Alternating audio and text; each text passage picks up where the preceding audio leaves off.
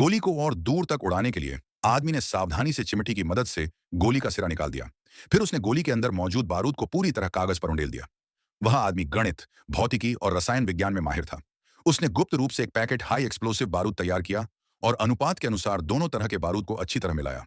फिर उस मिश्रण को वापस गोली में भरकर गोली का सिरा दोबारा लगा दिया। इसके बाद उसने सैंड पेपर से लगातार रगड़कर गोली का सिरा बहुत नुकीला बना दिया। नुकीला सिरा न केवल गोली की भेदने की शक्ति बढ़ाता है, बल्कि हवा में उड़ते समय वायु प्रतिरोध को भी कम करता है। इस संशोधित गोली से आदमी 10,000 मीटर दूर अपने लक्ष्य को मारना चाहता था। उसने फुर्ती से स्नाइपर राइफल को जोड़ा और फिर दूरी नापने वाली दूरबीन से सटीक माप लिया। यहां से लक्ष्य तक सीधी दूरी 1079 मीटर थी। चूंकि गोली की रेंज पर गुरुत्वाकर्षण का असर पड़ता है, आदमी ने तुरंत अपनी स्नाइपर राइफल को एडजस्ट किया और बैरल को जमीन से 45 डिग्री के कोण पर रखा। यह कोण गोली को सबसे दूर तक ले जाने में मदद करता है। उसने नक्शे पर दोनों स्थानों को चिह्नित किया और सहायक रेखा खींचकर उन्हें जोड़ा। फिर उसने उंगली से हवा की गति, दिशा और नमी की जांच की। इन आंकड़ों के आधार पर उसने गोली की उड़ान पथ की गणना की और उस पथ को नक्शे पर सटीक रूप से बना दिया।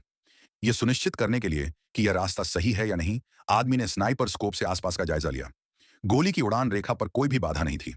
इससे उसने तय कर लिया कि योजना पूरी तरह सफल होगी। उसने तुरंत संशोधित गोली को स्नाइपर राइफल में डाल दिया। दूरी बहुत ज्यादा होने के कारण वह अपने मोबाइल स्क्रीन के जरिए लक्ष्य की लोकेशन पर नजर रखने लगा। वहां की स्थिति देखकर उसने गोली चलाने का कोण थोड़ा सा एडजस्ट किया। फिर स्नाइपर राइफल का सेफ्टी लॉक खोला और चुपचाप लक्ष्य के आने का इंतजार करने लगा। ज्यादा देर नहीं हुई कि लक्ष्य वहां आ पहुंचा। जैसे ही वह बोलने लगा, आदमी ने सही समय देखकर तुरंत ट्रिगर दबा दिया। गोली आसमान को चीरती हुई तेजी से लक्ष्य की ओर बढ़ी। गोली का वास्तविक उड़ान पथ आदमी की पहले से की गई